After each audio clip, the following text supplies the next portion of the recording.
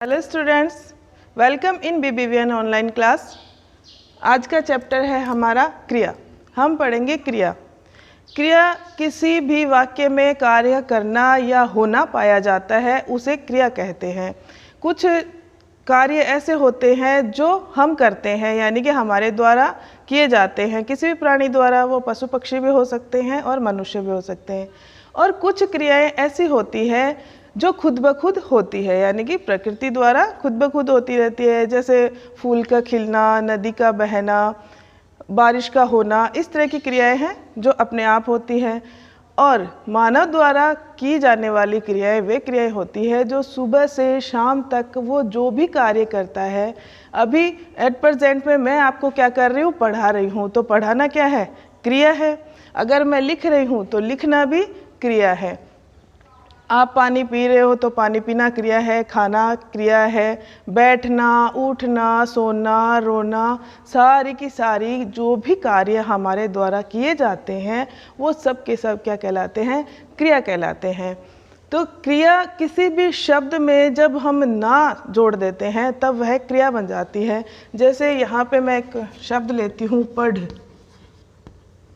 पढ़ प्लस ना, तो क्रिया बन गई पढ़ना। दूसरा है लिख।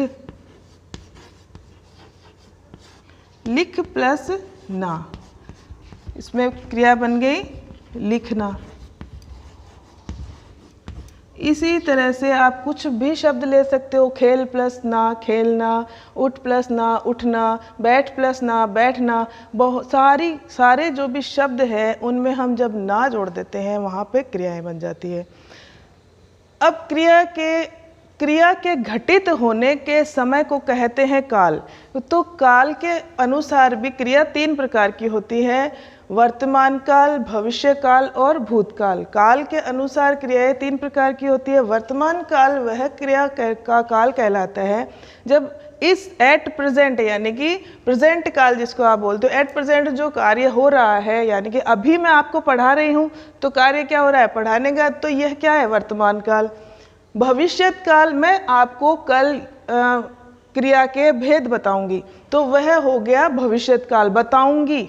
या फिर कल हम जयपुर जाएंगे तो वो भविष्यत काल, आपको ये पता है कि हम जाएंगे, लेकिन कब जाएंगे, बाद में जाएंगे। आपने या तो कोई डेट डिसाइड कर रखी है, या कल का कोई समय डिसाइड कर रखा है, या अभी थोड़ी देर बाद भी जाएंगे, तो भी वह क्रिया अभी हुई नहीं है, ना ही हो रही है, वह होगी।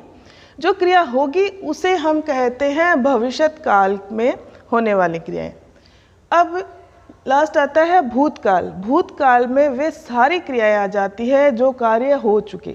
मैंने खाना खा लिया, यानी कि आपने खाना खा लिया। मैंने पानी पी लिया, मैंने गृह कार्य कर लिया, यानी कि आप कर चुके वे कार्य। जो कर चुके वह सारी क्रियाएं भूतकाल में आती हैं।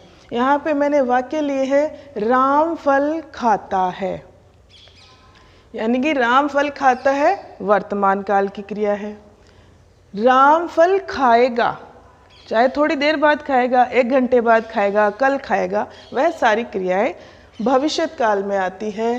राम ने फल खाया, यानी कि भूतकाल। राम ने फल खा लिया, यानी खाने का कार्य हो चुका है। जो कार्य हो चुका है वो क्रिया क्या कहलाती है, भूतकाल की क्रिया कहलाती है।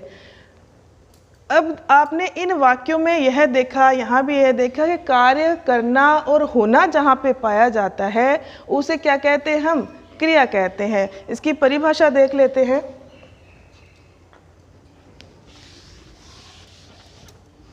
क्रिया की परिभाषा,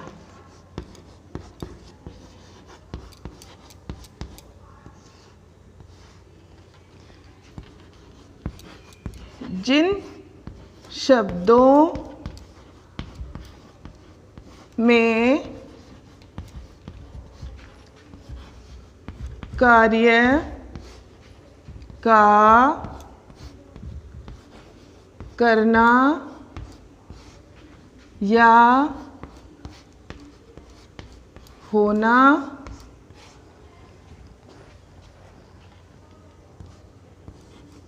पाया जाता है उसे क्रिया कहते हैं। अर्थात जिस भी कार्य में या फिर जिन भी शब्दों में क्रिया का करना और होना पाया जाता है वह क्या कहलाती है? वह क्रिया कहलाती है। या फिर आप ऐसे भी लिख सकते हो कि जिन वाक्यों में कार्य करना या होना पाया जाता है वह क्रिया कहलाती है। तो आपको यह क्रिया समझ में आ गई होगी। 3 कालों में क्रिया को विभाजित किया है, वर्तमान काल, भविष्य काल और भूतकाल। और जो भी कार्य किया जाता है या कार्य अपने आप हो रहा है, सारी की सारी क्या कहलाती है? क्रिया कहलाती है। क्रिया की परिभाषा हम फिर से देख लेते हैं। जिन शब्दों में कार्य करना या होना पाया जाता है उसे क्या कहते हैं? क्रिया कहते हैं। तो आप इसकी प्रैक्टिस करेंगे और मैं जो वर्कशीट भेजूंगी उसको भी आप करेंगे। Okay, thank you.